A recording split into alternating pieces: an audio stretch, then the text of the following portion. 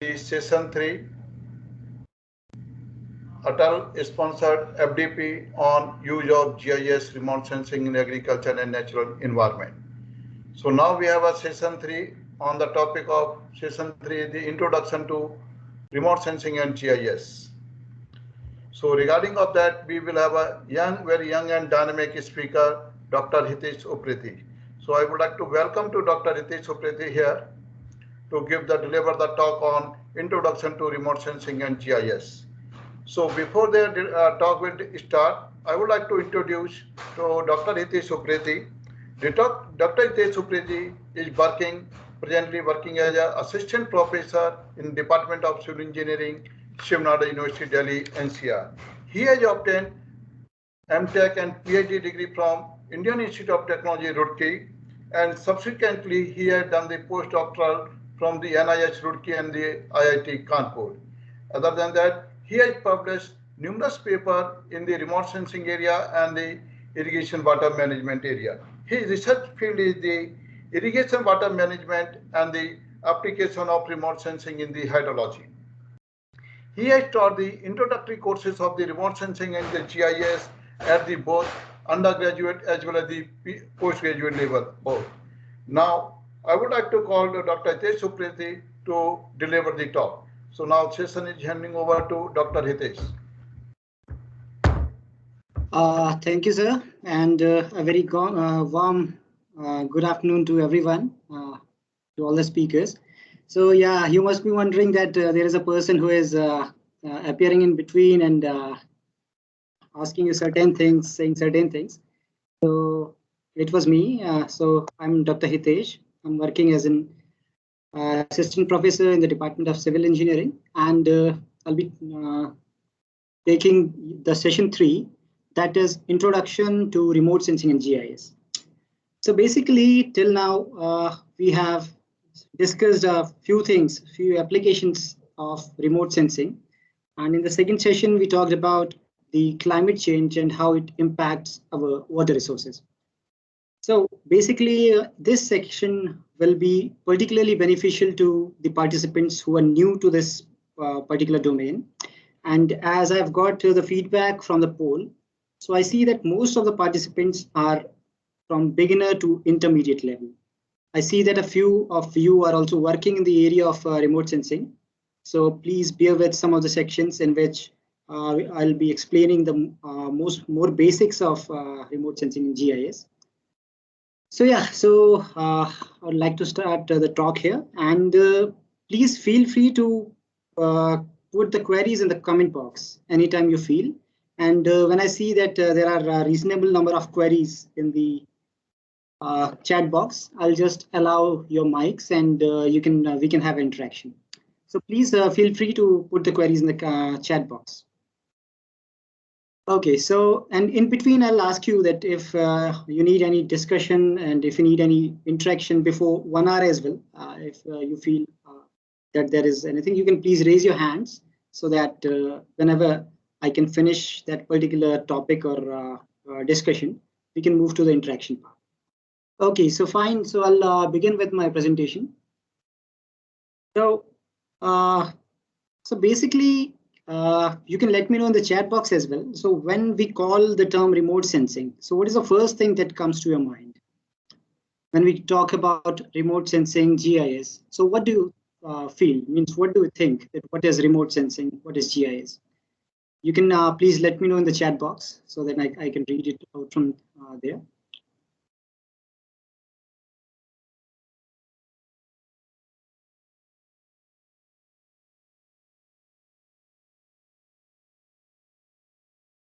Okay, so I'll wait for your replies in the chat box, and meanwhile, I'll continue the discussion. So basically, whenever we talk about remote sensing, whenever we talk about GIS, so the thing that comes to our mind is satellites, right? Satellites that are orbiting our Earth and taking the aerial photographs from the space, rather the special photographs from the space. And nowadays, we are also using drones. That is, nowadays it is quite an important platform that is used for remote sensing. Okay, so Mr. Balaji has answered that recording or capturing of the images without physically touching in the the things. It is absolutely correct, Mr. Balaji. So basically, whenever we talk about remote sensing, it is actually acquiring the information of any object. Particularly, we are interested in acquiring the information about the Earth's surface, right? About the various types of surfaces, whether it is ocean, it is land, bare soil, right? So basically, what we are doing, we are acquiring the information about the Earth's surface without getting into physical contact with it. So basically, we are our satellites or the sensors are clicking the photograph from a distance. So that is basically remote sensing. So here you can see in this particular slide, you can see that as we have talked, that now the primary source of our remote sensing are the satellites. Earlier, we used balloons, we used aircrafts, right? So now the primary sources of the remote sensing are the satellites. And as we have seen, you all must be aware that we are using a lot of drones as well for, we call them unmanned air vehicle, UAV as well. So we use these drones or UAVs for the purpose of remote sensing as well. Right. Next, you can see here just a GIS map. So basically it is showing you a road network, right? So you can do all this kind of stuff using the GIS softwares. So on the day 4 of the FDP, we will be discussing more about the GIS software. So we'll be talking about QGIS, which is freely available software. So basically you can use it. You can just download it from the website and you start using it. Okay, so let us start our discussion on first the remote sensing. I'll talk about remote sensing in detail, and then we will briefly see the basics of GIS. And if time permits, we will move to the applications of remote sensing and GIS as well. And as promised during session 1, I'll be sharing with you how you can download the satellite data, right? Or multi-temporal satellite data as it was asked during session 1. So I'm getting on with the presentation. So basically this particular slide shows you the process of remote sensing, the rather how remote sensing works, right? So basically for remote sensing, we need a source of illumination, right? A source of light. We require this. So the primary source of the remote sensing is the sun. Okay. So the electromagnetic radiation, I'll be using this term a lot, electromagnetic radiation. So I'll be using it short form as EMR, right? So basically this EMR, it is coming from the sun and reaching the Earth's surface, right? So after then, when it reaches the Earth's surface, it travels through the atmosphere, then it reaches the Earth's surface, it gets reflected back, right? A part of it gets reflected back. A part of it is also absorbed, right, in the surface, and a part of it is reflected back. So when this particular EMR, this electromagnetic radiation is getting reflected back, it is recorded by the sensors of the satellites, right? You can see here, they are recording the reflected radiation. Okay, it is pretty much like how we take a photograph from our camera, right? But just to differentiate that our camera operates on visible wavelengths, right? We will talk about what are the visible wavelengths and the other wavelengths in a few minutes, right? So basically it is just analogous to our camera, our mobile camera, but we are recording this reflected electromagnetic radiation in different wavelengths, right? In different parts of the EMR spectrum or the electromagnetic spectrum, okay? So we'll also talk about in detail the whole electromagnetic spectrum that is used for remote sensing. So basically, this is how in a summary, this is how the remote sensing process works, right? Now there is another variation. Now in that variation, what happens that we have some source of illumination in our satellite sensor as well, right? So you can see here, the primary source is sun, right? But what can also happen, there can be some sense in the satellite that can send some radiation downwards, okay? And then it can get reflected back and it can be re-recorded by the sensor, okay? So basically, these are the two aspects of remote sensing or the two classifications of remote sensing based on the sensor.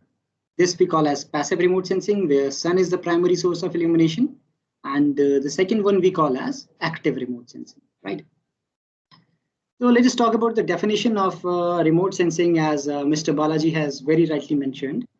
So basically, remote sensing is the art or science of obtaining information about an object, but from a distance and without coming into physical contact with that feature, right? So basically, we are doing it from a distance.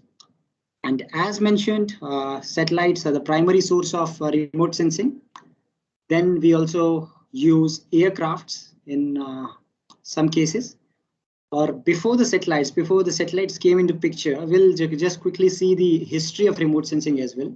So before the satellites came in picture, this was a primary source of, or the platform of remote sensing, right? We were using aircrafts for as a remote sensing platform. And as we have already discussed, now we are using a lot of these drones, right? We are using this drone as a platform as well. So a sensor or a camera, a multispectral camera is mounted here in the drone, and it can give you, as per its field of view, it can give you the image of the agricultural fields, of the forests, or any other feature that you like. Okay. So basically, the satellite, the aircraft, and the drones, they are the platforms that we use for the process, for carrying out the process of remote sensing. So next, before we move into the discussion to the basics, to the core of remote sensing, I would like to introduce you with some of the terms that we frequently use in the area of remote sensing. So as I've already used this, electromagnetic radiation, EMR, right? So basically, electromagnetic radiation is nothing but a radiation that has two different components. One is electrical component, one is magnetic component, right? And these two components, they are perpendicular to the direction of propagation. Okay, so we call it as that radiation is electromagnetic radiation. So basically, whatever light or radiation is coming from the sun, it is electromagnetic radiation, right? So this electromagnetic radiation is reflected, can be reflected, as we have already seen in our remote sensing process, or it can also be emitted from an object, right? For example, our Earth also emits this, right? Earth emits this particular electromagnetic radiation as well. We'll talk about this particular thing as well.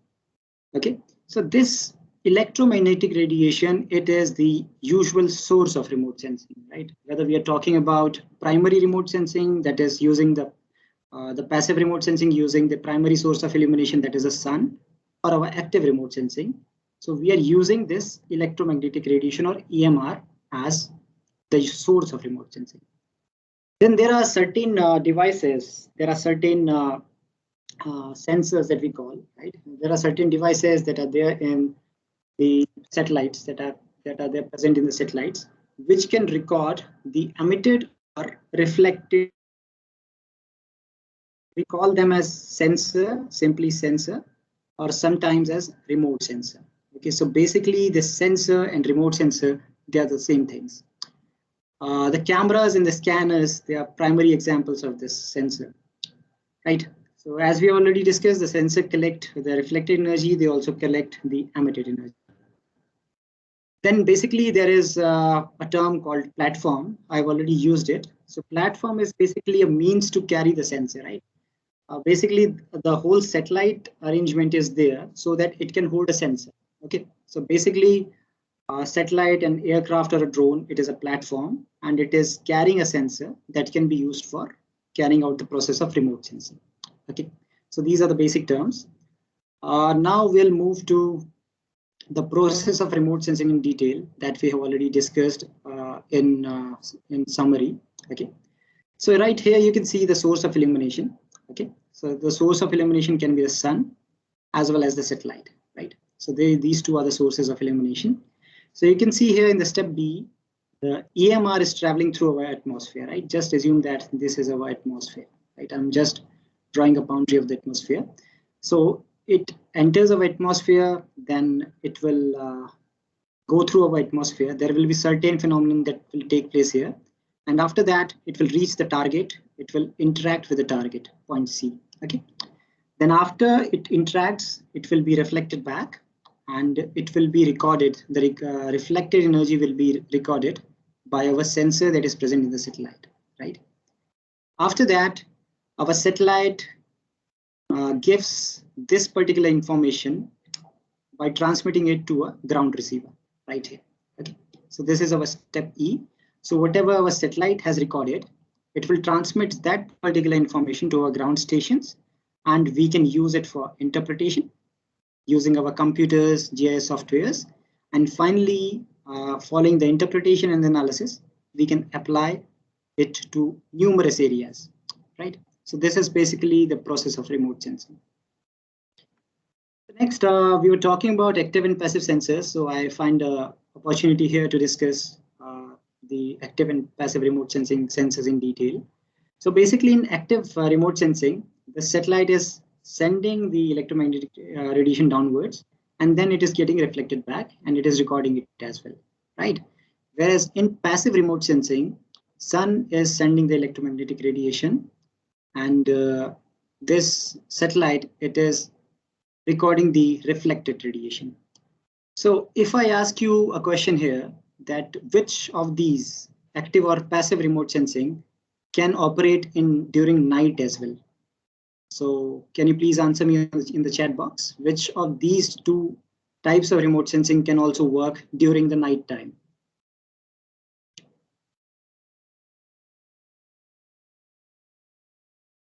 So yeah, absolutely. I've got a few replies. Thank you so much. Yeah, basically active remote sensing can work during the night time as well, because the satellite can send a signal downwards, and it can also receive one. And during the night time, our sun is not there. So thank you, all the participants. Yeah, all of you are right. So these active sensors, as we are seeing here, right, they have a source of light and illumination. And the passive sensors, they record the emitted energy or the reflected energy that of which sun is the primary source. So we also call this reflected radiation, that is from the active sensors, as backscatter. We will just deal with this particular term backscatter when we discuss the details of microwave remote sensing. All right, so moving along. So we'll discuss about the different platforms. We have seen the photographs of the different platforms, but in this particular slide, we will see at the different heights on which they work, right? So first, we already know that the satellites, they are in the outer space, right? So they are called as space-borne sensors, and for them we have the platform name we call as satellite, right? So the satellite, they can be at two ranges of heights. The first type of satellite is geostationary satellite, which is around 36,000 kilometers. Then we have near polar satellites, right, which work around or which are at an altitude of 600 to 10,000 kilometers. It can vary. It can be a little less than 600 kilometers, and it can be a little more than 1,000 kilometers as well. Then we can have airborne sensors that can work at higher altitude, and the aircrafts, they can also work at a relatively lower altitude, right? Then the third category of the airborne sensors, they are basically the UAVs, the unmanned air vehicles. That means the drones. They usually work in a range of 100 to 300 meters, right? They can work below this particular range as well, but usually they work in a range of 100 to 300 meters. Then finally, we can have some ground mounts as well, right? We can mount our sensor, our remote sensing device into some vehicle, and using that particular vehicle, we can, using that rover or a vehicle, we can remotely sense an area by mounting the sensor in the vehicle, right? So basically, these are the types of the platforms. So now moving on to the history of remote sensing, right? So those who are not familiar with, were not much familiar with remote sensing, they will also find it interesting. And I think those who are already working in the area of remote sensing, I think it will be a little interest to them as well. So basically, the remote sensing started with photography, right? So basically, nowadays we have very high resolution cameras in our phone as well, but that was not always the case, right? So basically, the remote sensing started with photography, and that was so much craze of photography that when cameras they were started, means they were started for sale, right? So 1847, that is around 170, 175 years back, 2000 cameras and 5 lakh plates that were used for displaying the images, they were sold in Paris alone, right? So such was the craze of photography. So now this image shows Nadar in his balloon, right? Because as I mentioned, that the earliest source of or the earliest platform of remote sensing was balloon, right? So what Nadar did, Nadar flew in a balloon. He took a camera with him. Of course, on those days we had a black and white camera. And this is the first known aerial photograph in the history of remote sensing, right? So basically, it is an aerial photograph of Paris that was clicked by Nadar from his balloon in 1858, right? So next, after that, as we say that necessity is the mother of invention, right? We often say this quote, necessity is the mother of invention. So during the World War II time, it was when the remote sensing gained prominence, right? So basically both the aerial platforms as well as photo or image interpretation, as we call it in these days, right? It started during the end of World War One, right? So basically, during the end of World War One, cameras were mounted in the aircrafts, right? So here is an image in which you can see there is an aircraft, and you can see a camera which they are mounting here so that it can click an image of whatever is downwards, right? And in 1918, the photo interpreters, that means what we call as the image analyst of US Army, they correctly detected and identified the German army areas, right, with almost 90% accuracy. And after that, they targeted those particular areas, right? So basically, the remote sensing gained impetus during the end of First World War. And after the Second World War, USA used spy planes. They were known as Lockheed U-2, right? They were the spy planes basically. So which flew over USSR. USSR means that time Russia was a group of many other countries. So during the Cold War between USA and USSR, USA used these particular planes during 1954 and 1960, right?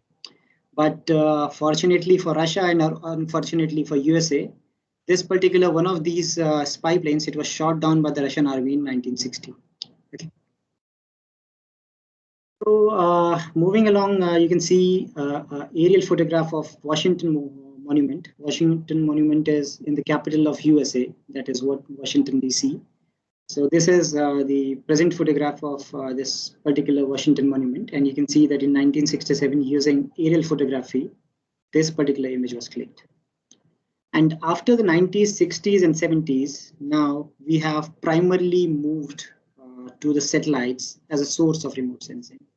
Earlier, we were using balloons. After that, we used aircrafts. Now, these satellites, they are the primary source of remote sensing. And still to date, we are using a lot of satellites. And as discussed by Dr. Jan during the first session, right, there are a lot of freely accessible satellite products, satellite images which are available, right? So we'll be discussing those freely available satellite products as well during this presentation. Okay, all right. So yeah, before moving on, I'll just give the participants an opportunity to interact. So if anybody has any query regarding the things that we have covered up to now, please feel free to raise your hands so that I can allow you to speak. I can allow your mics. I'll wait for a 1 minute time so that to see if anybody has any query. Or else you can also put your comments or your queries in the chat box.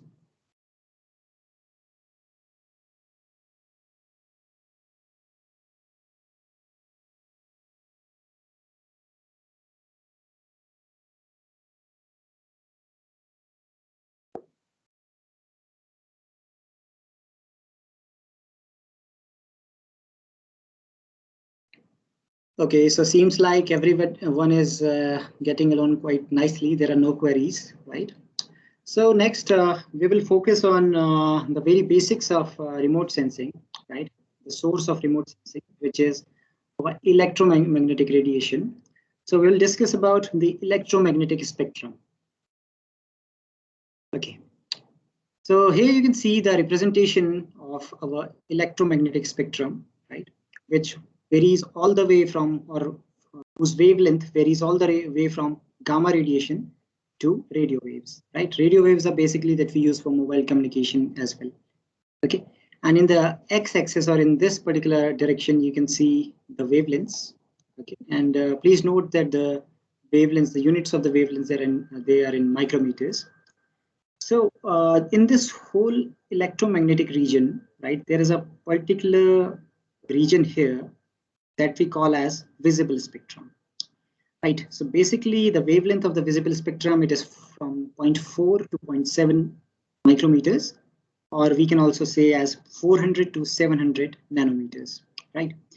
So you all are aware of VIBGYOR, right? Basically our white light or our visible light, it consists of 7 different colors, right? Which we usually call as VIBGYOR. And usually in remote sensing, we divide this as blue, green, and red, right? So I'm just drawing these margins just for approximations, right? So we can we often use this as blue band, this as green band, and this as red band.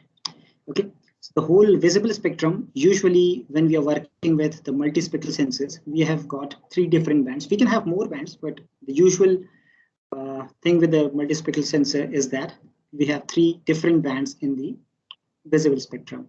And after that, we have our infrared region, in which we have near infrared, short wave infrared, then thermal infrared, which we also call as long wave infrared. Then comes our microwave region. In the earlier part of the microwave region, passive microwave works. And in the later regions, it is our active microwave, that means our radar, right? So basically our microwave active sensors, they work in this particular range of radio waves. Right, so this is our electromagnetic spectrum. So now this is just a brief summary of what we have discussed, right? So basically, when we say when we talk about radio waves, the wavelengths, it is somewhere from 10 centimeter to 10 kilometers.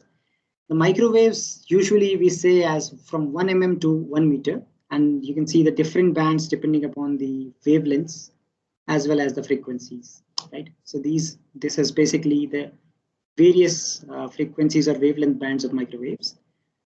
Then coming to the near infrared region, we can see that the region just immediately after, our visible region is from 0.4 to 0.7 micrometers. Immediately after that, we have got near infrared region. After that, we have got short wave infrared region. Then we have mid-wave infrared region. And then we have our thermal infrared region, right? So basically our thermal infrared region, it deals with emitted energy, right? This is emitted EMR. And in these regions, in the region before this, including the visible one, we deal with reflected EMR. Right, so we hardly use the wavelengths greater than 15 micrometers for thermal remote sensing, right? So I won't be discussing this.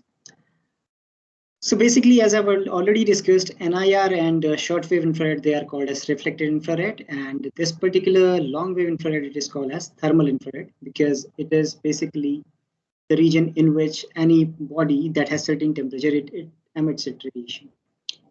Then moving to the visible part of the EM spectrum, so we are already familiar with the VIBGYOR, the 7 different components of light. So now there is an interesting thing here, right? So from the very starting of the visible spectrum to say a few meters, right, where our radar works, okay. So we cannot use this whole region, right? We cannot use this whole region of electromagnetic radiation, okay. So the reason is that these EMR, these electromagnetic radiation, has to travel through our atmosphere, right? And our atmosphere can reflect some of these radiations, and they can also absorb some of these radiations, okay. When we talk about the major spectral regions that are, or the major spectral wavelengths, you can also say, that are used for remote sensing of the Earth, we we call them as visible region, NIR region, then short-wave infrared. Then you can see here range from 2.5 to 3 microns, it is missing, right? So if anybody knows why it is missing, you can please put your answers in the chat box. And then we can also see that from 5 to 8 micrometers, it is again missing, right? So in these two regions, why we cannot use the remote sensing? So please let me know in the chat box, then we'll continue with the discussion, right? Then we can say, as we have already discussed, we can use this thermal or the long wave infrared as well from 8 to 14 microns. And after that, we have our microwave or radar region that varies from a few millimeters to up to 1 meter, right? Okay, so I'm still waiting for your responses that why, what is the thing, what are the processes due to which we cannot use these particular wavelengths? Can you point out a term? There is one term that is there, which we use for those wavelengths in which our atmosphere can transmit the electromagnetic radiation. So basically our atmosphere is not transmitting these particular radiations in these particular areas. UV rays, not exactly. Some of the UV radiation, it can be absorbed, but some can come down. So basically UV radiation is below this, is below 0.4 micrometers. So right now we're talking about 2.5 to 3 and 5 to 8 micrometers.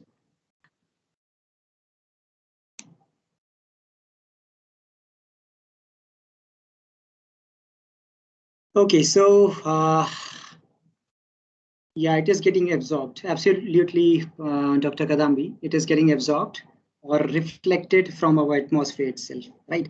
So basically it is due to the absorption or the reflectance. So we will see that we call a particular term there, we call them as atmospheric windows, right? So basically the wavelengths that we have seen here, they are termed as atmospheric windows, and these atmospheric windows exclude these particular wavelengths, right?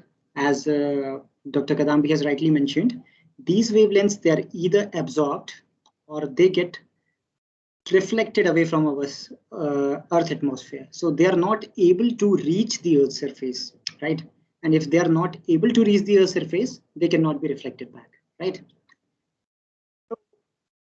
Basically, we call them as atmospheric windows. So atmospheric windows are those wavelengths in which our EMR, they can penetrate the Earth atmosphere. Yeah, of course, they can also get scattered. But we will talk about scattering as well. So these are those wavelengths in which the wavelengths that are coming from the sun, they can penetrate our Earth atmosphere, right? So they are getting, part of it will get reflected, part of it will get absorbed, part of it will get scattered, right? But finally, a certain proportion of it, quite significant proportion of it, is able to reach the Earth's surface, or it is able to penetrate our atmosphere. So we call these wavelengths as atmospheric windows. So basically these wavelengths that we have mentioned here, right, in black, they are our atmospheric windows. So remote sensing utilizes this whole EMR, not only the visible spectrum, but it also includes the non-visible lights such as near infrared and short-wave infrared microwaves for remote sensing. So we can say that atmospheric windows are those particular spectral regions in which ground can be seen from above, right? That means they are able to penetrate our atmosphere and they are able to get reflected back. So basically the sensors that we have for remote sensing, they basically work in the regions of these atmospheric windows. Right, so and now the question arises, what is happening to the wavelengths 2.5 to 3 and 5 to 8 that we have discussed in the previous slide? So basically these particular wavelength ranges, they are strongly absorbed by water vapor as well as carbon dioxide. As we know that there is a lot of water vapors in our atmosphere, and there is also some amount of carbon dioxide in our atmosphere. So basically this water vapor and carbon dioxide, it almost absorbs all of this radiation in these particular ranges. So that is why we are not able to use these particular ranges. So the question that I asked, that why these ranges are missing from this particular list of atmospheric windows, the reason is that they are strongly absorbed via CO2 and water vapor, both this part and this part. There is also minor water absorption band in microwave region, but almost all of the microwave region we can use for remote sensing. Even we can use our active sensors in the microwave region as well. Right, so this was about atmospheric windows. Next, we will move to thermal emission of radiation. Right, so basically it is related to our thermal remote sensing, right? Thermal, or that we call as thermal remote sensing, that deals with emitted electromagnetic radiation. Right. So just to put the perspective here, right? So whenever any body is attaining certain temperature greater than absolute zero, right? Like absolute zero is 0 Kelvin, that is around 273 degrees Celsius, right? So any particular body that has a temperature greater than minus 273 degrees, it will emit certain radiation because of the energy it is possessing, right? And it emits this particular energy in the form of electromagnetic waves. And these electromagnetic waves are prominently in the form of thermal infrared, right? This is thermal infrared. So basically, whenever a body has certain temperature, it will emit certain energy, though some part of microwave can also be there, but predominantly it is thermal infrared radiation. So we will see the law that governs the thermal emission of radiation. So we have Stephen Boltzmann law for this particular thermal emission of radiation. I hope most of you will be aware with this particular law. So basically it says that the total amount of radiation, it is proportional to the 4th power of the surface temperature of a body, right? So basically if the absolute surface temperature of a body is increasing, if T is increasing, our amount of radiation is bound to increase a lot, right? So that is why a lot of radiation is coming from the Earth's surface, because it has a temperature of in the range of 6,000 Kelvin. And let us assume that Earth has an ambient temperature of 27 degrees or 300 Kelvin. So comparatively, a very less amount of radiation is being emitted by our Earth, right? So I'll just quickly go through the Wien displacement law as well, that governs the wavelengths, which is dependent on the surface temperature, right? So basically, if the surface temperature of one body is different and the other body is different, right? So they will emit different kinds of wavelengths.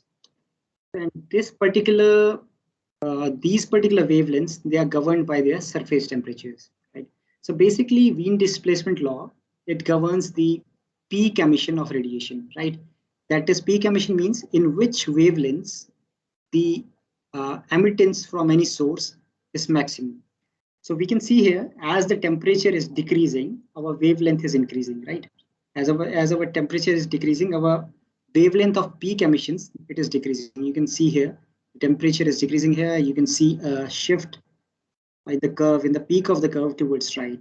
That means as the wavelength it is increasing, our peak will decrease. That means the radiation which is emitted most, the wavelength of that will increase. So you can point out from here. So can anybody figure out from the figure for me that what will be the main wavelength ranges in which our sun will emit the energy? Just looking from this diagram. Just looking from the wavelength ranges.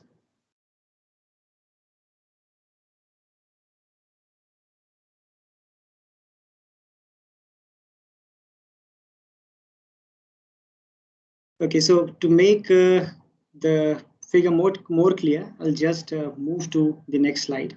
So here you can see the temperature of the sun, which is being represented by this curve, and this is the peak emission. So basically, the peak emission of the Earth from the sun, they correspond to more or less our visible light, right? If you match these particular emissions here, so it is somewhere from zero 0.4 to 1 micrometers.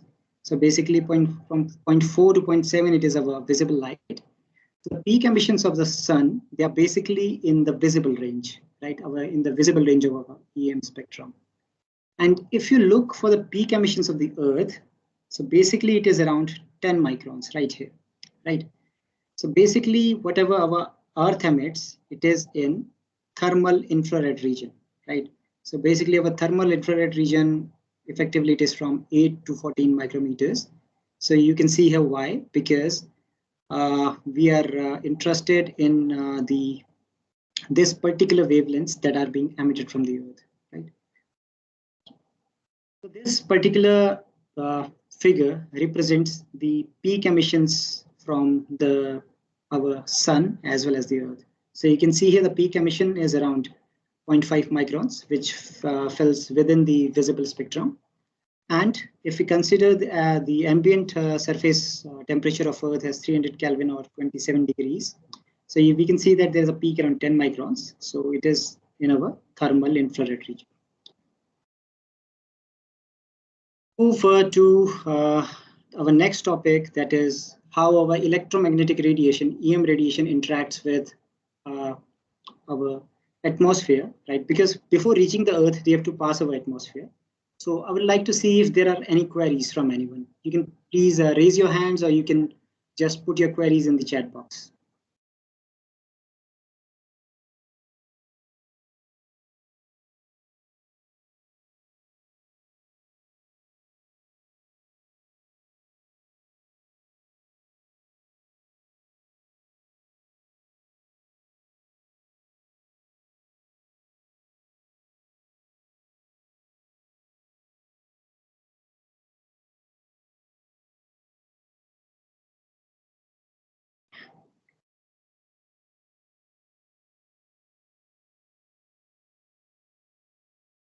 Okay, so if anybody has any query, please raise your hands. Then I can unmute the participants so that we can have an interaction.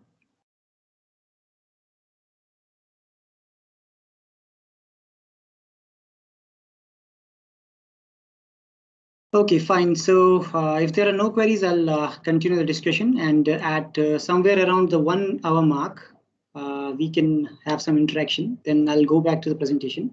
Then during the end of the session, we can have some discussion and interaction over the things that we've discussed. Okay, so now talking about the interaction of EMR with the Earth's surface. So as Dr. Kadambi has rightly mentioned, right? So the three different things can happen. Right, so scattering can take place. There can be absorption, as we have already seen with some of the wavelength ranges. CO2 and water vapor, they strongly absorb some of these wavelengths. And apart from reflection, some refraction can also happen. Refraction is basically the bending of the electromagnetic radiation. So when we talk, I'll just quickly go through these slides, because we should just know that what are these phenomena. So if we talk about scattering, basically scattering is the redirection of the incoming EMR, that is the electromagnetic radiation. So whenever electromagnetic radiation is coming due to the various particles or various molecules of the constituents of our atmosphere, this incoming radiation, it can get reflected in various directions, right, in an arbitrary fashion. So this particular thing we call as scattering. Now this scattering, how much amount of scattering will occur, it depends upon the size of the particles or the size of the molecules of the air, gases, the different gases that are present in our atmosphere, as well as this the wavelength of the energy that is coming, right? So basically, depending upon these two sizes, the size of the particle and the wavelength of the incoming energy, we can have three different types of scattering. So basically, Rayleigh scattering occurs when the diameter of the molecule or particle, it is approximately less than 1/10 of the wavelength, right? So if the diameter is less than 1/10 of the incoming wavelength, we call it as Rayleigh scattering. And that is why, because of this particular wavelengths, we call this particular Rayleigh scattering as selective scattering, because the intensity of scattering, it strongly depends upon the wavelength of the incoming EMR. Then we have Mie scattering. Mie scattering occurs when the diameter is approximately equal to the wavelength. Right, I'll just show you one quick some quick stats as well in the coming slide, so that you can compare the diameter of the particles or the molecules with the wavelengths. Then we have non-selective scattering, which occurs when the diameter is greater than 10 times of the wavelength. This is called as non-selective scattering. So as we were discussing, right, basically if we talk about our atmosphere, nitrogen is a major constituent, then we have oxygen as well. We can see the size of the molecules of nitrogen and oxygen. It is somewhere or a little less than the visible light that we have, right? So these two types, these two molecules or our atmosphere, it scatters the visible light considerably, right? And the intensity of Rayleigh scattering, that we also call as selective scattering, it depends upon the wavelength, right? And it is because of this Rayleigh scattering or the selective scattering that our sky appears blue, right? Because blue, having the longer wavelength, it is scattered, or rather having the shorter wavelength, it is scattered the most. So we can see our sky color is blue, right? Now the question rises that why we can see sun as or our sky as red or yellow during the sunset and sunrise. So basically what happens then at the time of sunset and sunrise, the sun is at comparatively at a larger distance from where we are, right? So basically that blue portion has already scattered, and now whatever portion of the light that is reaching to us, it is the red light, right? So this is why this, our sky appears blue during the daytime, and during the sunset and the sunrise in the morning and evening, it appears red, right? So basically this phenomenon is because of the selective scattering or the Rayleigh scattering. So now I'll skip this part, the details of the Mie scattering and non-selective scattering, but you can keep in mind that because of this non-selective scattering, our cloud, they appear as red, right? Because the size of these water vapor molecules, it is much larger, right? So when the diameter is larger than the approximately 10 times larger than the wavelength, then all the portions of the light, they are scattered in almost equal manner. That is why, because of our clouds appear white, because they are scattering the light uniformly. Rather, when I'm talking about light, I'm referring to the visible light here. So they are scattering the visible light uniformly. That's why, due to the non-selective scattering of our clouds, they appear white. Okay, next phenomenon or the interaction of EMR waves with our atmosphere, it is the absorption. So as we have already seen, the major absorbents in our atmosphere are water vapor and CO2. We have already seen in some of the wavelength ranges, they were strongly absorbing the electromagnetic radiation. And as you are all aware that this UV radiation is strongly absorbed by ozone as well, right? So basically, the chief absorbers of solar radiation in our atmosphere are water vapor, CO2, and ozone. So basically, you can see a transmittance curve here of our atmosphere along with the wavelength. So in the x-axis, we have wavelength, and in the y-axis, we have transmittance, which is just the opposite of reflectance. Or sorry, absorbance, right? So you can see here in this zone, all the electromagnetic radiation, a very little amount of electromagnetic radiation is absorbed. And in these particular zones that we have already discussed, 2.5 to 3, then 5 to 8, it is strongly absorbed. Okay, so next we are moving to refraction. So basically, refraction occurs when there is a change in medium, right? So if the light is moving from a less denser medium to a more denser medium, the light will bend towards the normal of the line that is to the normal of the boundaries of those two mediums, right? So that is basically refraction. So when we talk about our atmospheric windows, so majorly we consider absorption, and we can, as already mentioned, we also consider scattering there. Okay, so I think there is time when I can unmute the participants, and let me hear from them that from whatever things that we have discussed. So I will let the participants to let me know the classifications of remote sensing. You can please unmute yourself and tell me that, or you can also put it in the chat box. So depending upon the discussion that we have up to now, so basically if we try to classify remote sensing on the basis of electromagnetic spectrum, what can be the possible classifications?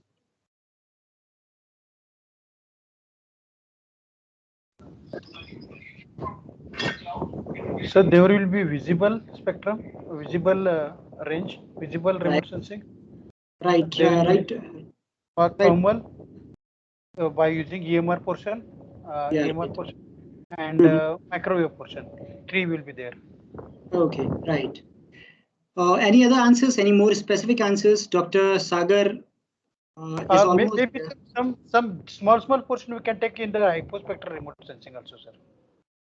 Okay, so actually, yeah, depending upon the EM spectrum, if we talk about the wavelengths, so as Dr. Sagar rightly mentioned, right, we have optical remote sensing, which includes most of our reflected remote sensing, right? Reflected EMR rather. So this reflected EMR, as Dr. Sagar mentioned, it includes visible. But in addition to visible, it also includes near infrared and short wave infrared bands. Then it includes thermal remote sensing, which uses the thermal infrared bands. Then we have microwave remote sensing. Thank you. Thanks a lot, Dr. Sagar, for your answer. Okay, next we move to based on energy source. I think that will be a pretty straightforward one. So please let me know by unmuting yourself. Active and passive. Sorry, can you please repeat? Active and passive remote sensing. Absolutely, Mr. Danesh is absolutely right. So basically, if we are classifying remote sensing on the basis of energy source, we have active and passive remote sensing.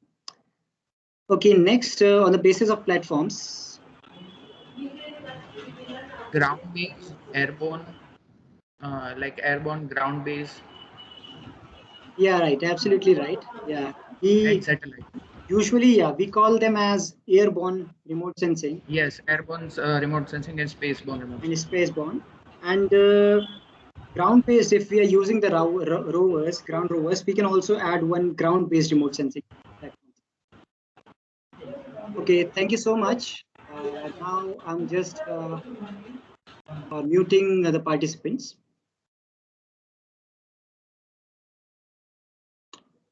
Okay, so next there is another classification that is on the basis of the bands that we are using, right? On the basis of the different bands that we are sensing. So basically in this classification, we have panchromatic remote sensing in which only single band is used, right? Then we have multispectral remote sensing, which has most of the applications. So basically when we talk about multispectral remote sensing, we have usually less than 15 spectral bands, right? But there are certain cases in which there are multispectral satellites such as MODIS, right?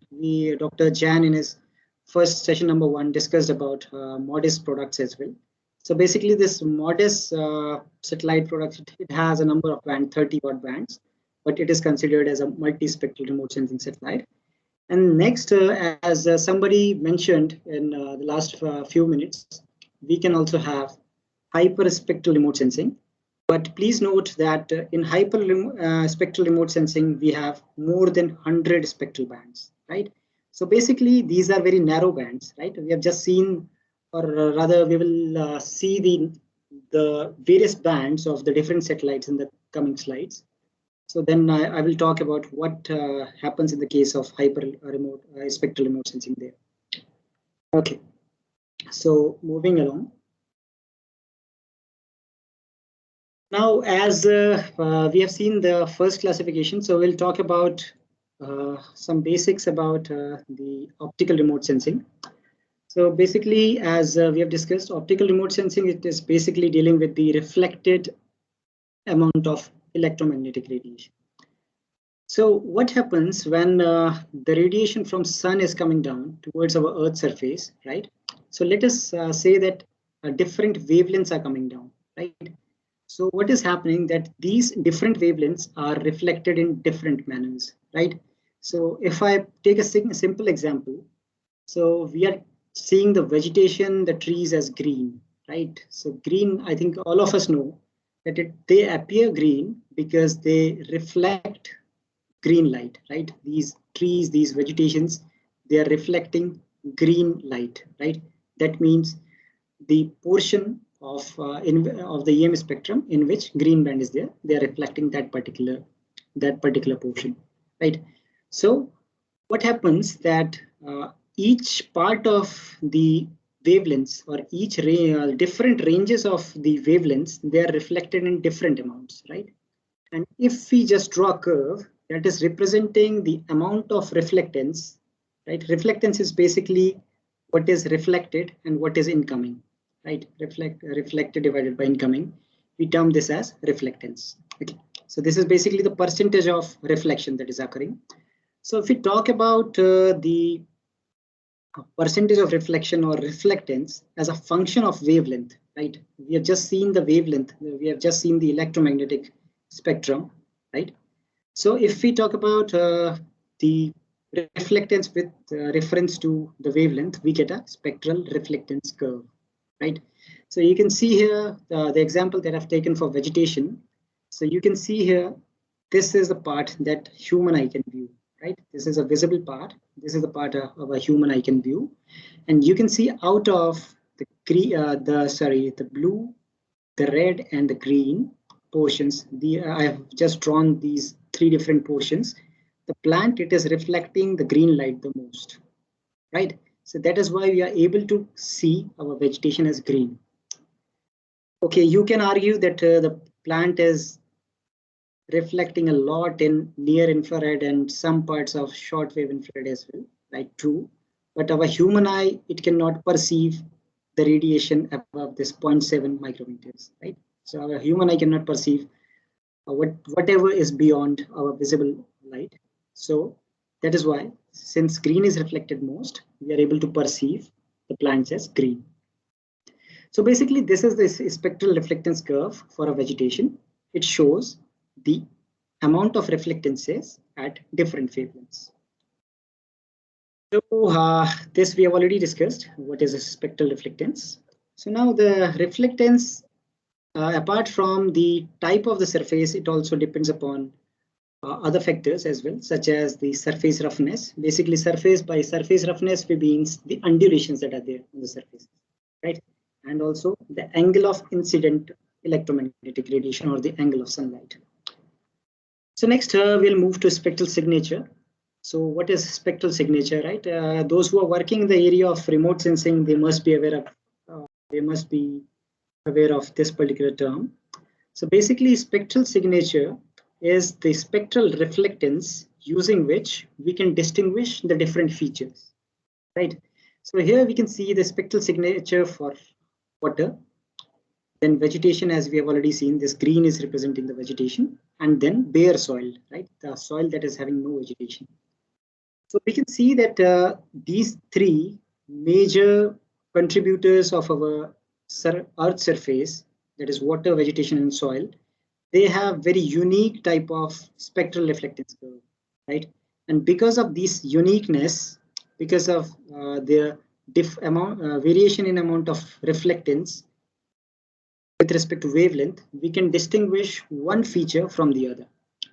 For example, if we pick this particular region, this NIR region, right? We can see here, if we have very high reflectance here in the NIR region, so we can be ascertained that we have our plants or vegetation here, right? And if we have almost zero reflectance in this particular NIR region, so we can say that it is most probably it will be water body. And if the reflectance is in a mid-range, so it can be bare soil. So the spectral reflectances curve, because of which we can differentiate one type of feature from another, we call it as spectral signature. So these are the typical spectral signatures of water, vegetation, and soil. I'll just quickly discuss these, and then when I stop, we can have a slight interaction and discussion.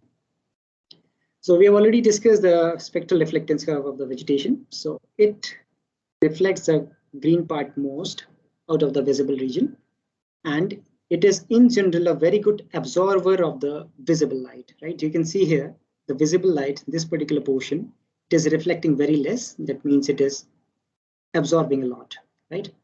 Then the healthy vegetation, it is very good reflector of NIR, right? When we call NIR, near infrared, we are talking about 0.7 to 0.13 micrometers.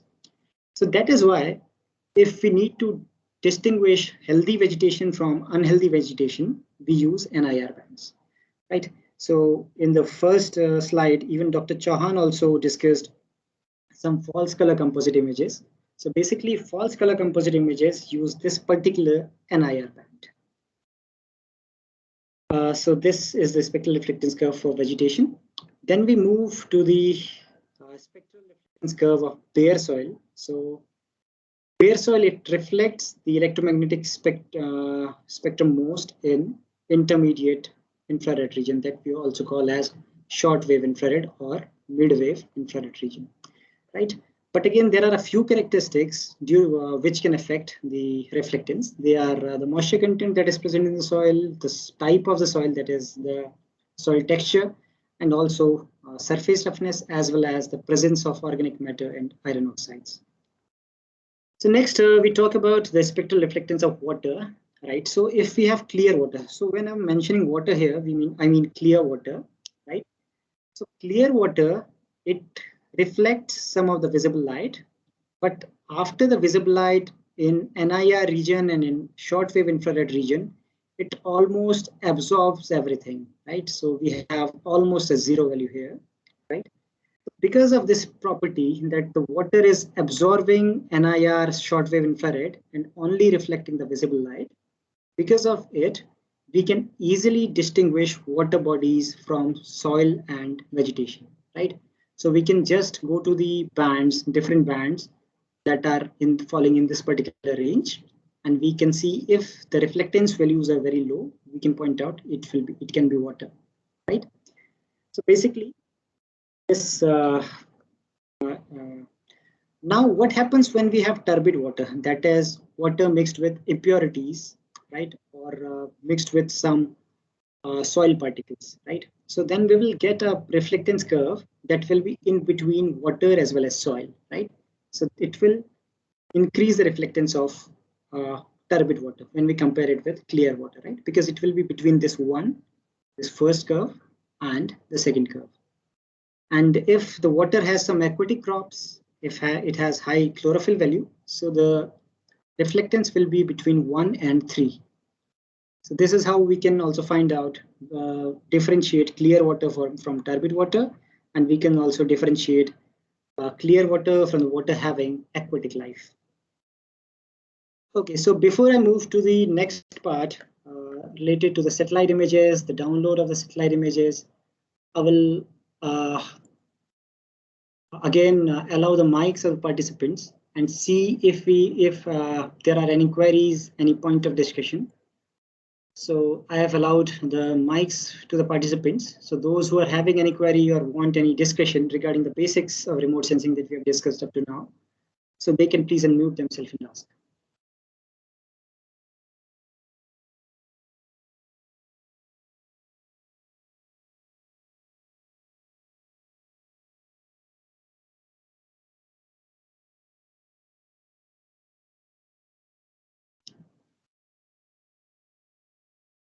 So please feel free to type in the chat box as well if that works for you. You can also please type your queries in the chat box.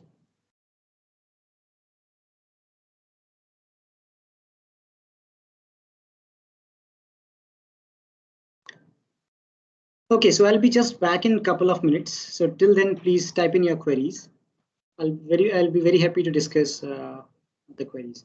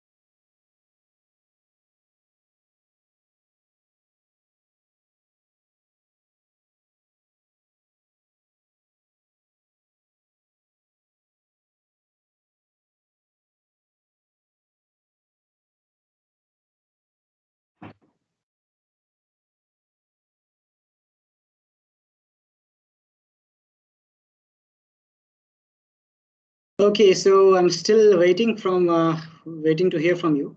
So for the next 1 minute, I'll see if there are any queries from the participants, any point of discussion regarding this particular session.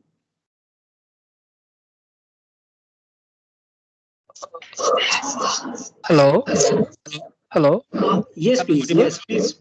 Yeah. So basically, I'm just a layman. I'm just very much new to this GIS remote sensing. I'm a person from botany.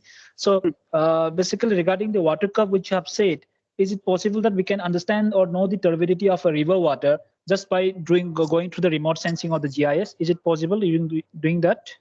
Yes, absolutely. Depending upon the reflectances, as I've just mentioned. So depending upon the reflectances of different bands, right, we can get an idea. We can correlate it with the turbidity of water of a water body. Of course, it will require some calibrations, right? We will require some observed data as well, right? Yeah, but of course, using the different bands, different optical bands, we can distinguish.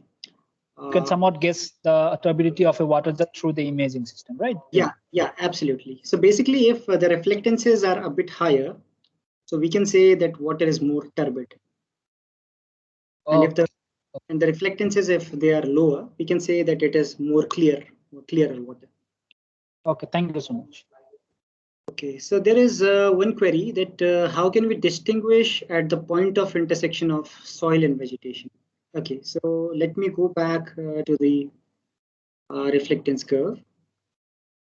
Okay, so actually we cannot distinguish actually at the point of intersections. So that's why we have multispectral images, right? The point of having multispectral images is that we have different bands. We have a number of bands.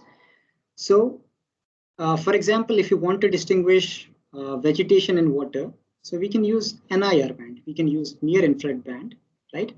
So at the point of intersections, of course, we cannot distinguish, right? So if we are if we are studying to distinguish, for example, vegetation and soil, we cannot use this particular range. We have to go for having a clear difference, we have to go for this particular range in which we have a clear difference between the reflectance of soil and vegetation, right? So whenever we are distinguishing, we are not going for these points, right?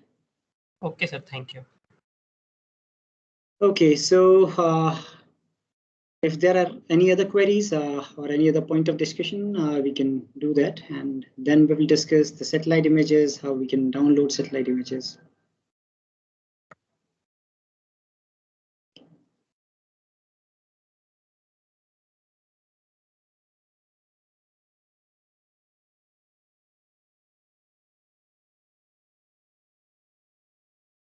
Okay, and please let me know in the chat box if I'm moving with the presentation a bit slower or a bit faster.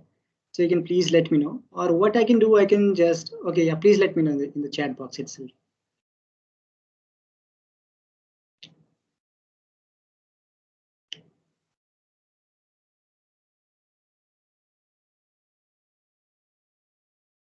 Okay, so how to measure the crop production using GIS? So actually, directly we can have an idea about the yield, and basically the more crop production or more yield will be there if we have a healthy crop, right?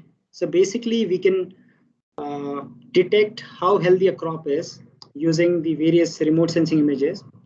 We can use the NIR band that we have already discussed. So if the reflectance in NIR and green bands, it is more, right? The crop is more healthier.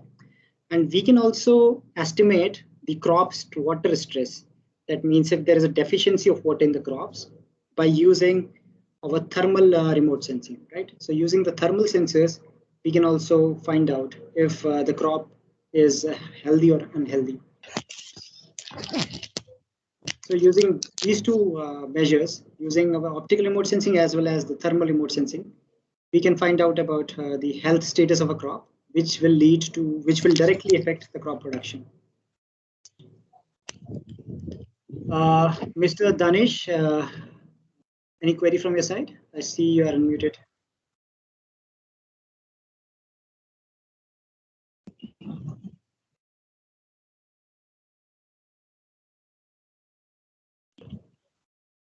Okay, so I'll now turn off the mics of the participants. Okay, or I think there is another query from Navdeep Agarwal. Navdeep is asking, how can we distinguish between bare land and agricultural land, and between land with sparse vegetation?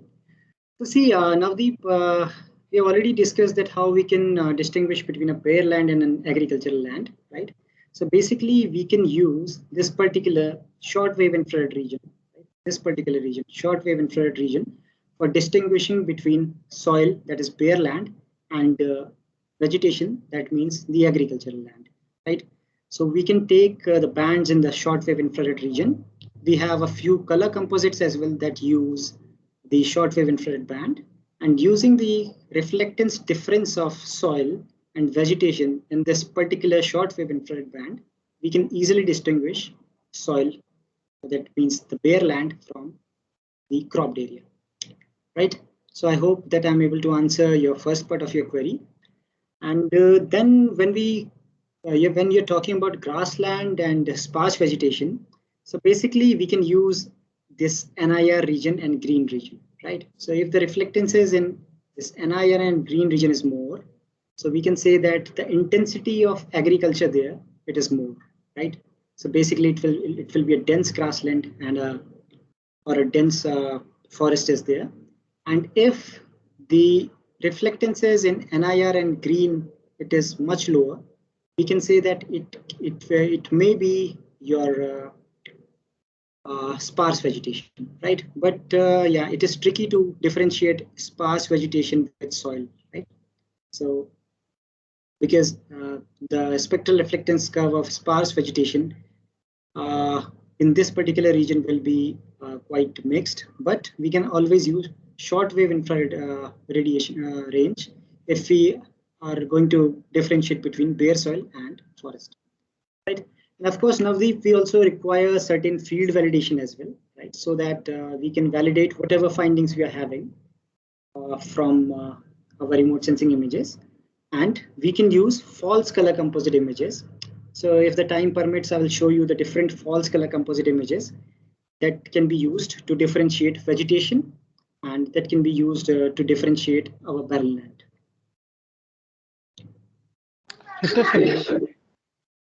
Yes, Dr. Sagar. Sir, same problem I am facing while classification, sir. I'm not able to distinguish sometimes agricultural land and the vegetation cover. Sometimes while classification, especially supervised classification, sometimes the area goes in agriculture and agricultural land, vegetation, that mix sometimes. So for land cover classification, such types of error oftenly comes, sir. How to we can distinguish of this in FCC classification? Okay, thank you so much, Dr. Sagar, for your query. So yeah, it may be that, of course, when we are going for a supervised image classification, as you have mentioned, there will be, of course, certain errors. So if we require more accuracy, one thing that we can do is we can increase the amount of training areas, right? So basically, we are using certain data sets to train our supervised image classification algorithm. So what we can do, Dr. Sagar, you can just increase the amount of training areas in the conflicts that you're having. Sample points, GPS sample points we have to increase. Yeah, so GPS sample points, as well as if you're able to distinguish it from your satellite images, right? So in that part as well, you can increase the training number of training areas. Yeah, number of samples. Number of sample areas, you can say. And if you are going for a ground truth as well, you can increase the number of your sampling areas. And the more sampling areas we are taking, the more accurate will be our supervised image classification. Okay, so any further queries regarding the discussion that we had?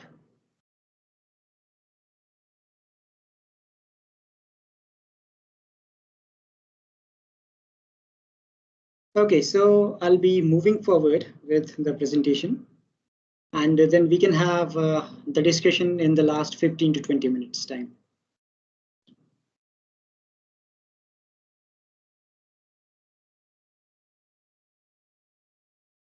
Okay, so now we are talking about the satellite images, as there was a query in the first session as well about the satellite images, how we can download these. So basically, these satellite images, they are in the raster format, right? So raster format, basically raster is nothing but a combination of pixels, right? So these satellite images, they are often in the form of rasters. That means a combination of pixels. So this is how a satellite image looks like when you're opening it in a GIS software, right? So those who are familiar with the SNU campus, they can see that somewhere here is our SNU campus. And this is the overleaves of the Eastern Peripheral Expressway that are clearly visible from the satellites, right? And you can see that this is a panchromatic band. It is a single band, so you are not able to see the natural colors, right? So just for example, just for instance, if I say that this is our red band, right? This is the image that we are having from the red band. Now, then we have our green band here, right? And then we have our blue band here, right? So this is how the satellite image appears. Now we can use these different bands for interpreting the for image interpretation that we call, right? So using a GIS software, we can combine these three bands, the R, G, and B bands, to give us a true color composite, right? A true color composite is basically in which we are actually there are three channels there. So the details of this will be covered in on day 4 when we'll talk about the QGIS software, when Dr. Siddharth Khare will talk about the QGIS software. So, but we can easily combine using the GIS softwares where we can easily combine the 3 individual bands and get a color composite. So if we are using any other band apart from the RGB, so we call that as false color composite. So this particular image, it is true color composite because it is showing us the true colors, the natural colors that our human eye is able to perceive. So you can clearly see here our semicircular roads and academic blocks of our SNU campus or the campus of Shiv Nardar University. This is our Eastern Peripheral Expressway, and you can clearly see the overleaps of the Peripheral Expressway here. And the Dadri town is shown here. Can be seen here, the Dadri town, the settlements, right? So now the query that Navdeep was asking, right? So it is quite difficult, Navdeep, right? You can see here from the true color composite, it is quite difficult to even to differentiate our SNU lake right here from the agricultural fields, right? Both of them are more or less same in color. So that's why we require false color composites as well, right? And similarly for differentiating between agricultural areas and barren land, we can also use certain false color composites. So I'll touch on false color composites as well during this presentation. So next we will talk about the resolutions of satellite image. Then after that we will move to the download part of satellite images.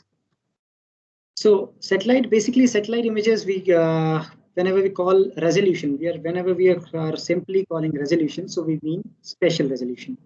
So there was a query as well in session number 1 that what is the finest resolution available for free? So if we are talking about optical remote sensing, so it is Sentinel-2, as Dr. Jan also mentioned. if you're talking about optical remote sensing, that means of a reflected electromagnetic radiation. The lowest or the finest resolution available is 10 meters. It is of Sentinel-2, and 10 meter it is for R, G, B, and NIR bands. For these 4 bands, we have freely available data in 10 meter resolutions. Right. So next is our temporal resolution. Temporal resolution means after how many days the satellite or the sensor or the satellite will image that particular area. Then we have radiometric resolution. We'll discuss the radiometric resolution afterwards. So basically you can see here the spatial resolution. So the spatial resolution is basically the measure of the smallest distance that can be identified using the image of a satellite or the image from the sensor. So on the far left, you can see the resolution is around 17 kilometers. So you're not able to distinguish much, but as we are increasing the resolution, you are able to now depict that, okay, this may be a land surface and these are the ocean surfaces. And if you are further decreasing the resolution to 1 kilometer, we can clearly identify the boundaries of land surface as well as the surrounding ocean. So this is how spatial resolution works. And as already mentioned, Sentinel-2, it is giving you 10 meter resolution freely available images.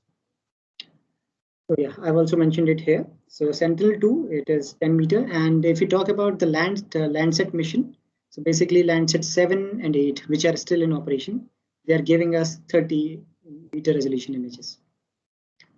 So next, we will talk about temporal resolution, or we are more often we are interested in multi-temporal assessment. For example, we are taking a satellite image from one time and we are comparing it with another. So basically, the temporal resolution is the revisit time. So in how much time will the sensor revisit or take a photograph of the exact area? So what are the advantages? Why do we require temporal resolution? I've just taken, we also discussed Kedarnath floods in session 1, right? So I've just taken the example of Kedarnath floods itself. So we can see here the post image. Of course, the images are not exactly identical, but in the pre flood image, when the Kedarnath flood took place, we can see a lot of settlements here. We can see a lot of settlements of the Kedarnath town here. And we can see that water course is quite narrow, right? The river course, the course of the river is quite narrow, right? And the image on the right, it is showing you the post-flood image. And you can see that the settlements which are appearing here, most of them have been washed away by the flood. And you can also see the extent of the river that has been now created due to the flood, right? So for assessing the different variations of different times, we require multi-spectral multi-temporal remote sensing or temporal resolution. So if you talk about the 2 mostly used freely available data sets, Sentinel-2 has actually 2 satellites in its constellation with a revisit time of 10 days. So effectively, we can say that it has a revisit time of 5 days or a temporal resolution of 5 days. Landsat 8, it has 16 days. Okay, so next we talk about radiometric resolution. Okay, so basically, when we are dealing with a satellite image, there is a certain value associated with every pixel, right? Every pixel has a certain value, which we call as digital number, right? Now, from what range to what range will this digital number vary? It depends upon the radiometric resolution.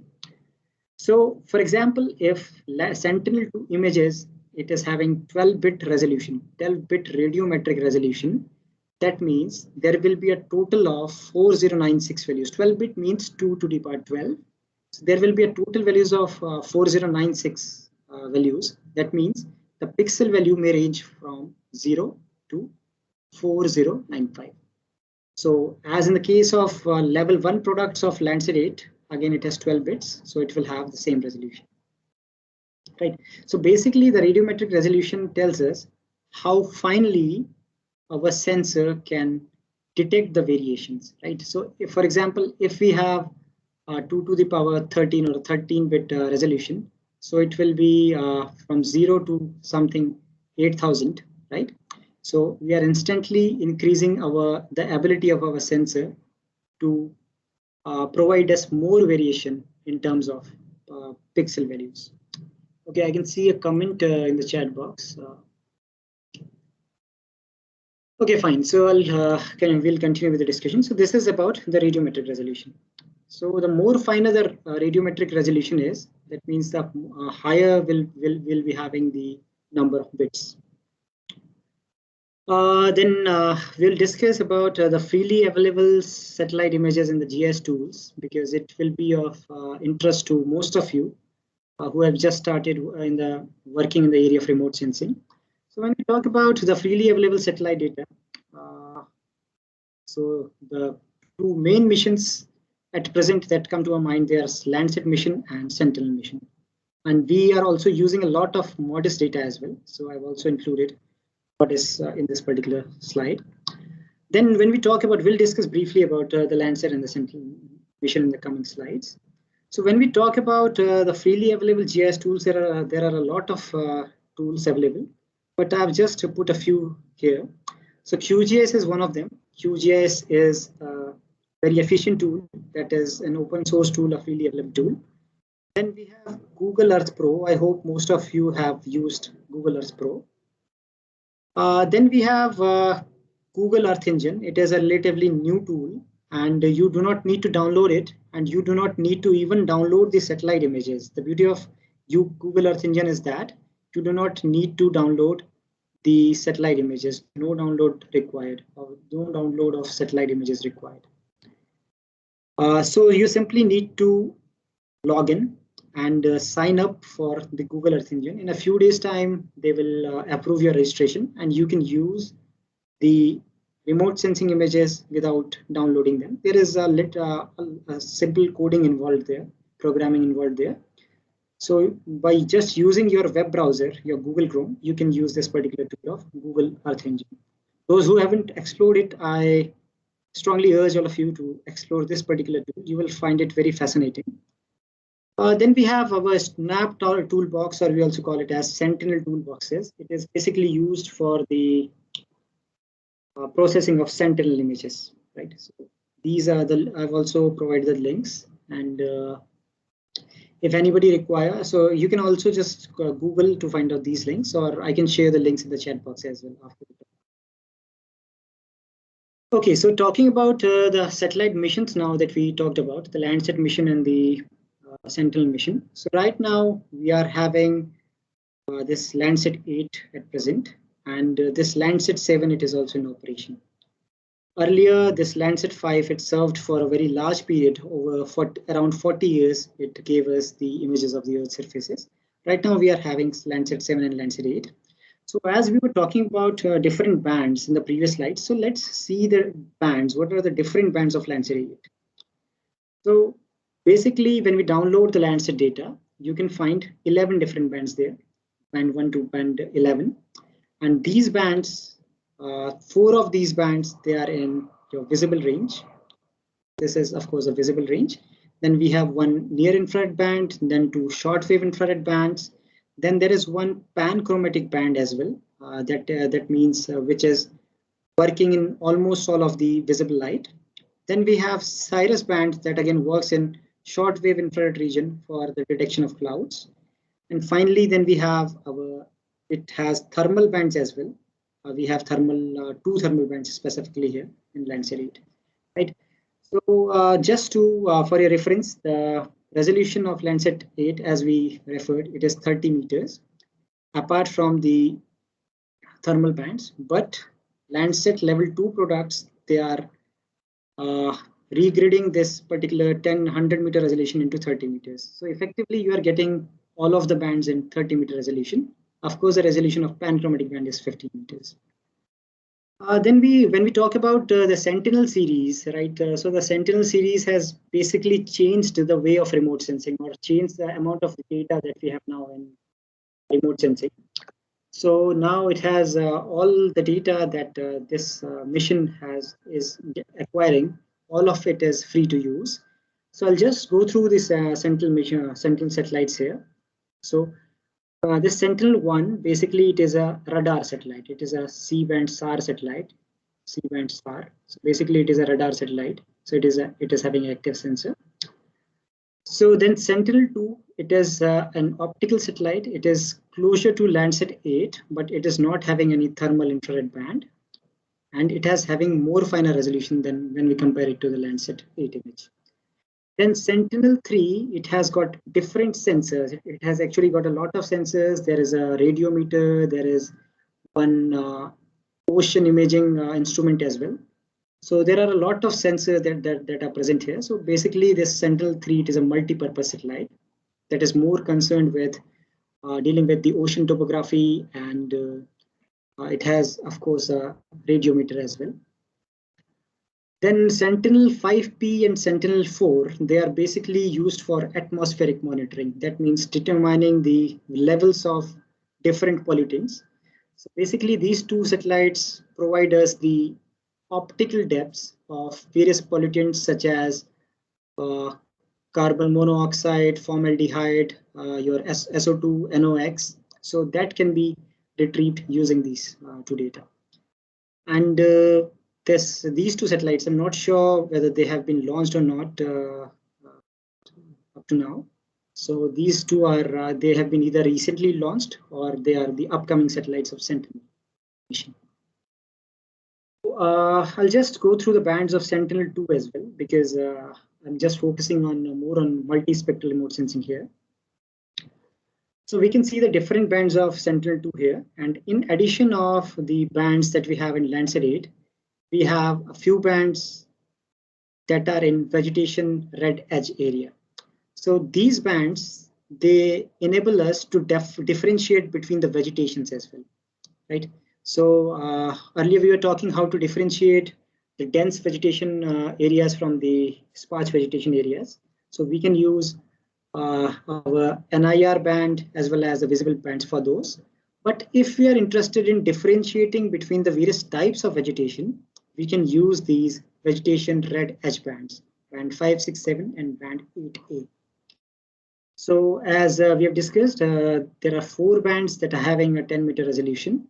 So they are basically RGB and NIR bands. And there are some bands, especially that are used in agriculture monitoring, that have a resolution of 20 meters. And the other bands, the shortwave infrared bands, they are in 60-meter resolution. So next, how to download the Sentinel-2 and Landsat 8 images. So for this, I would like to unshare my screen for a while, and I'll share my Google Chrome window. Or I can also play earlier, or rather I'll play an earlier recorded video that I recorded during one of my classrooms. So basically these satellite products, they can be downloaded using some of the portals. So Sentinel-2, it is available at Sci-Hub portal as well as the Earth Explorer website. Landsat 8, again, it is available at Earth Explorer website and many other platforms as well. But I'll just discuss how we can download the satellite data using Earth Explorer satellite portal. So for that portal, basically you need to register. You need to answer a very basic queries that for what purpose you'll be requiring these satellite images, your area of research in which you're interested, and you'll be able to download these satellite images after filling these details.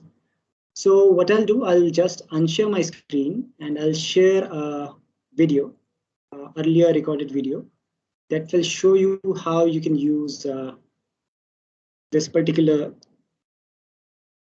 portals for the download of satellite images.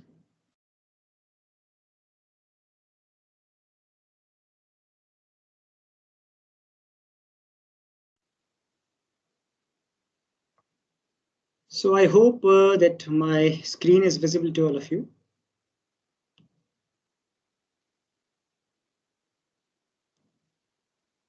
Okay, so I've actually shared both video and audio. So when I'll play the video, you'll be able to hear as well.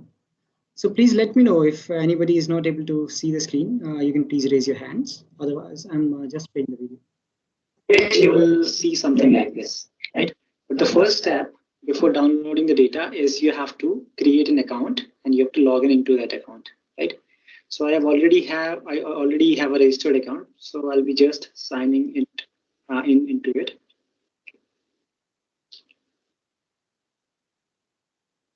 Right. So let's go for our campus, right? SNU campus. I'll just go to the SNU campus. I can do it manually, right? I can just zoom it out.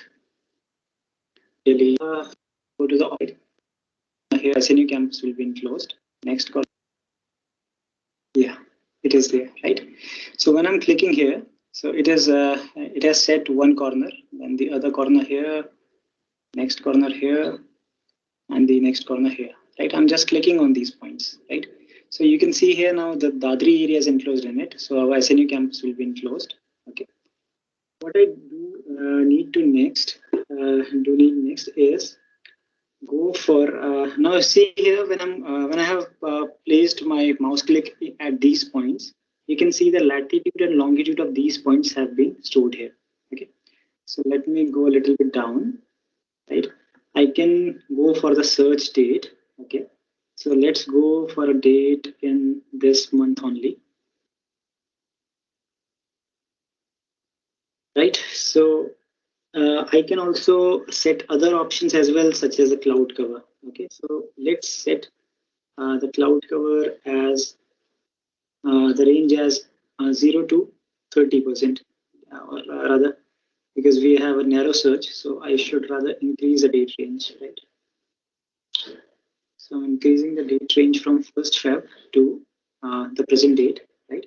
The cloud cover, see what can happen when we are having satellite image, it can be affected by clouds as well, right? So if clouds are there, we cannot use our optical remote sensing, and these particular two satellite products, one is Sentinel-2 and one is Landsat-8. Basically, these are optical. These are providing us the optical data, right? That's why we have just put a extra parameter here that our cloud cover range should not be greater than 30%. Right? Next, I will move to datasets. Right from there, for example, if you are interested in downloading Sentinel data, right? So I'm just clicking on Sentinel. You can also download Landsat data from here, right? By clicking on Landsat, you can see that now there are certain Landsat data, so you need to know that which data is which, right? So basically, Landsat level 2 data is your processed data that is processed into 16 bits, okay? And it is your surface reflectance data, right? And this level 1 data, it has just the basic pre-processing steps, but it is not giving you the surface reflectance values, right? So you have to take these things into care when you're downloading the data. Okay. So right now I'm clicking on Sentinel-2. Okay. So it has shown me a message that whatever the information about the Sentinel-2, you should read this particular information, right? So that you know that what data are you exactly downloading, right? I'll just click on OK. Right. Then I go to results. When I'll click on results, it will show me all the available data that is according to the search criteria that I have put there. Okay.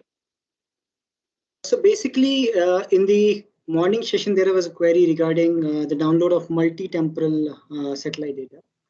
So you can see here that when we have provided the date range and when we have provided when we have marked the area for which we require the satellite images, so we can get the results here. So we can download multiple data sets here. So we can easily download multi-temporal data sets, right? So one point that I missed, that basically this is the USGS portal that we are using for the satellite data. So basically, after logging in the USGS satellite data portal, we'll be able to see this particular screen. Okay, I'm continuing with the video. So right now I can see 7 results here. Okay, and you can see the footprint as well here. When I click here, you can see the footprint. Okay, so this particular tile, it will give us a satellite image from this particular area. And if I see the footprint, right, I'm just clicking on this foot button, right? It is show footprint. So again, it is showing us this particular area. So pretty much all the images, they are having the same, more or less the same footprint. Okay. Then I can also see some of the details, right? I can also see show metadata and browse, right? So I can just load the metadata from here. I can see the cloud cover, the other things as well, right? So the cloud cover for this particular image, it is 23%, right? So for our 23% of the pixels, 23% of the total pixels will be cloudy, right? So for example, if I need to download the data for 18th Feb, okay, so I will just go to this download, right? And I will download this particular file, right? It is of 750 MB. So I'll just click on it. So I will see that a download will be initialized, right? I hope that the portal is not down right now, right? Because sometimes it can happen. So if the portal is not down, I will just, you will just see a file downloading right here, okay? And the file that will be downloaded, it will be pretty much similar to the one that I've shown you when I was dragging and dropping the slide data, right? So I can see here, right? Now this file is downloading here. And it is, of course, in zip format, right? It is a zipped file, okay? So you can always unzip it, right? So I can show you that the satellite.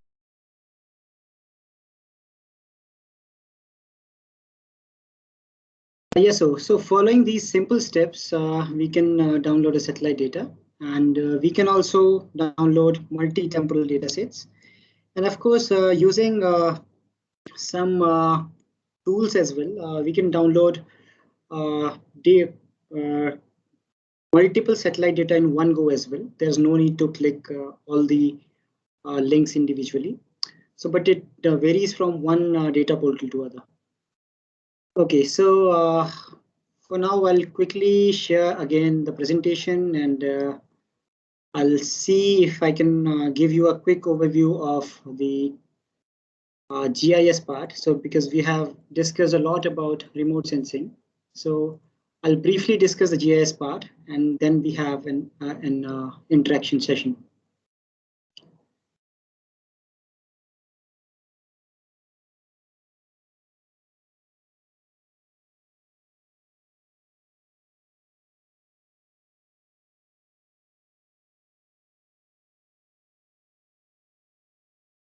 Okay, so I'm moving to the GIS slides now.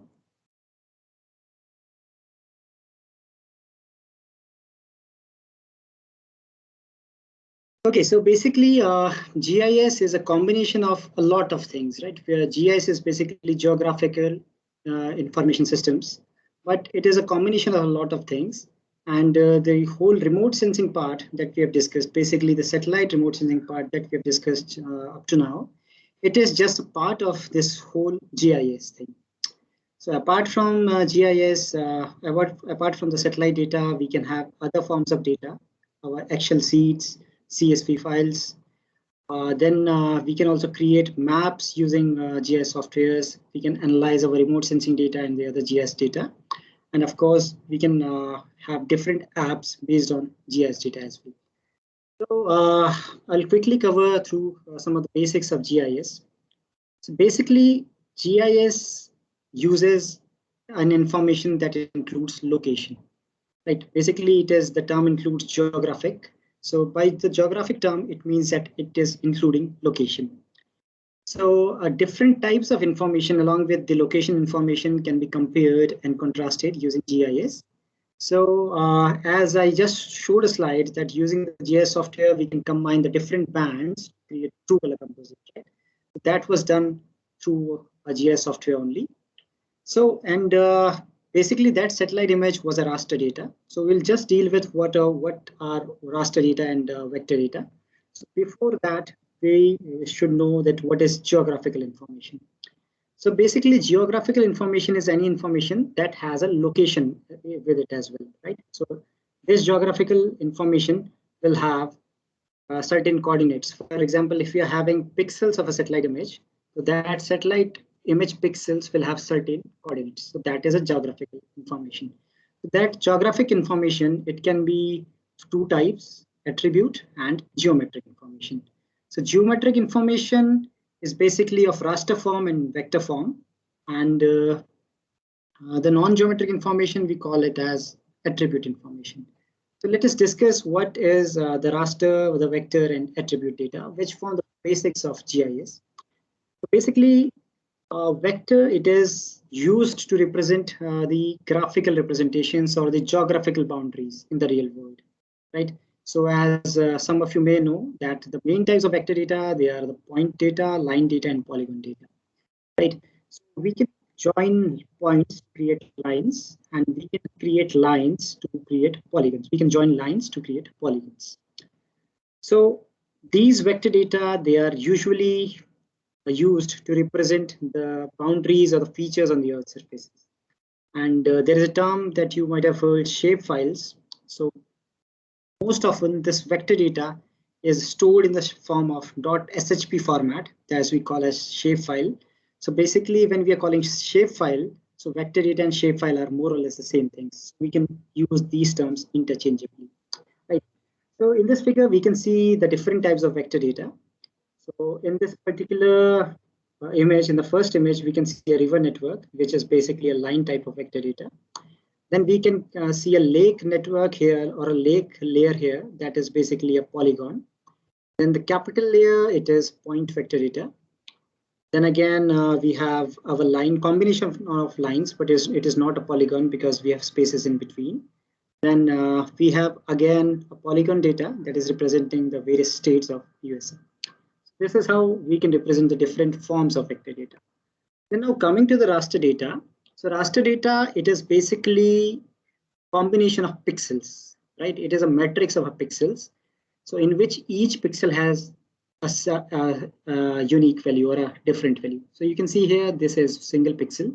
So this particular pixel will have a different value. For example, if I say that if you're moving from this light blue color to the brown color, our value is increasing, right? So you can see that the value, so according to this variation, the values here from this raster data or the satellite data, the values of reflectances are less, and here the values are more, right?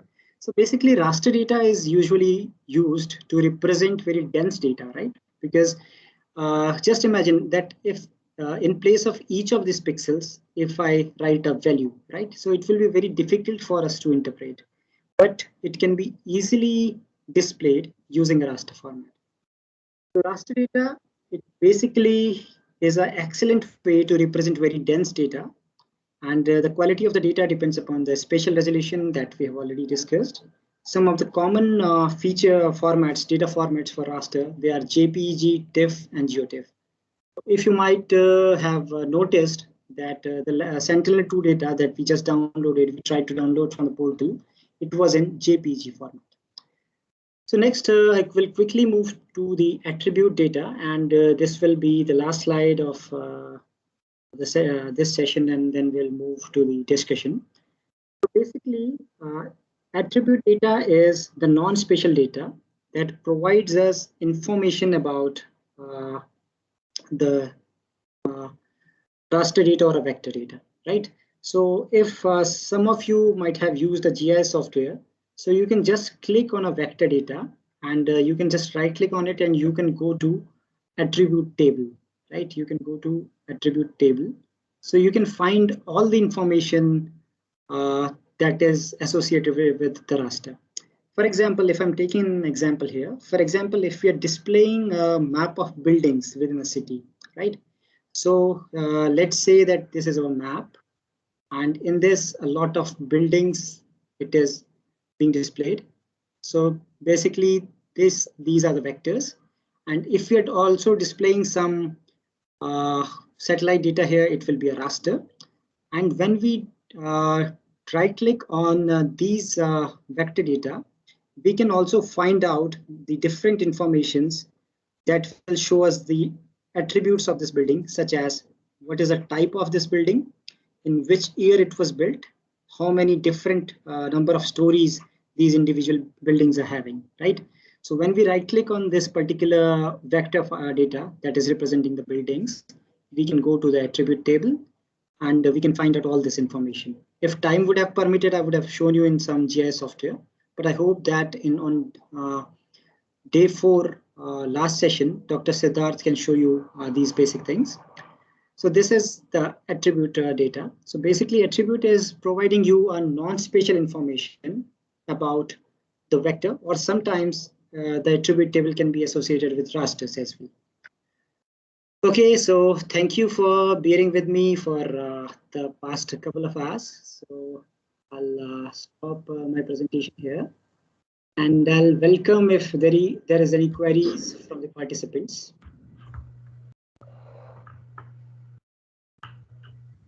Yeah, participants, if you have any query, you can please here on chat, or I will allow to.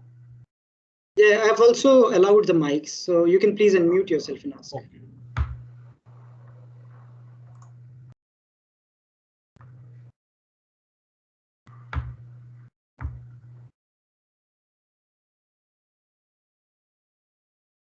I don't think so any query. Yeah. And we can wait. Yeah, Dr. Tesh? So we can wait for 1 or 2 minutes to see if there are any queries. Yeah.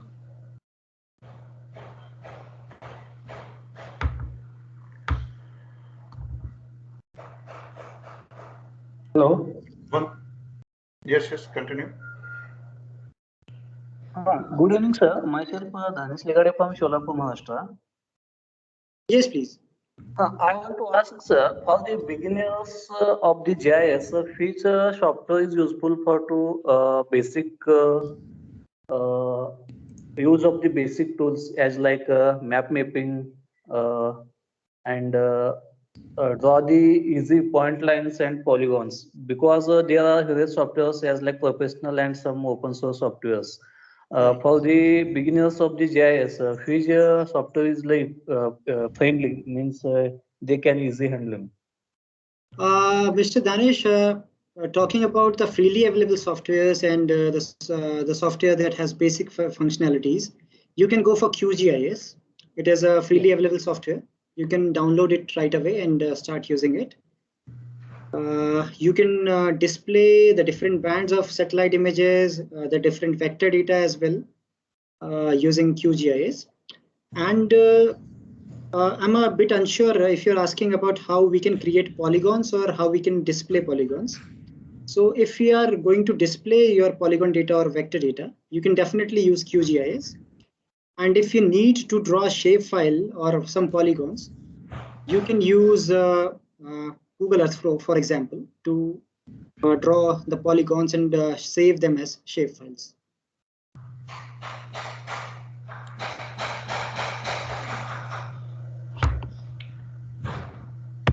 Okay, so suppose I want to create some point line polygon in QGIS. Can it possible to open in the Supermap GIS software, sir?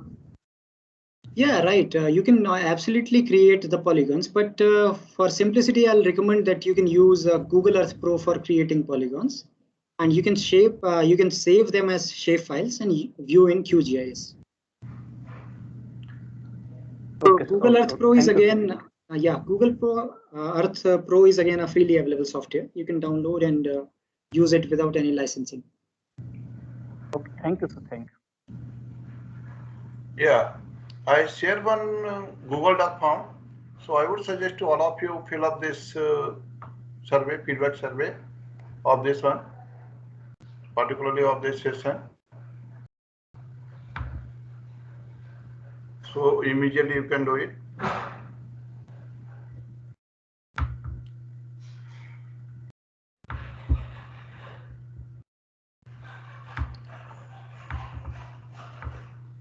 And let me check about the feedback. Yeah, absolutely. I've got one comment from Pankaj Kumar Pandey. Google Earth Engine is much better. Yeah, it will save your time for image download and everything. And thank you, Dr. Dikshit.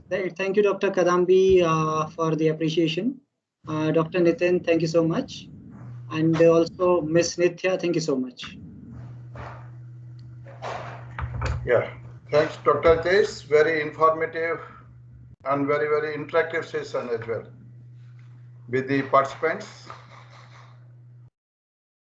Thank you. Thank you so much, Dr. Singhal. Thank you. Thank you. Thank you, dear all. So now we will meet again on tomorrow morning at 9:30 for the next session, fourth session. Thank you. So now one thing as well I like to clear, that was regarding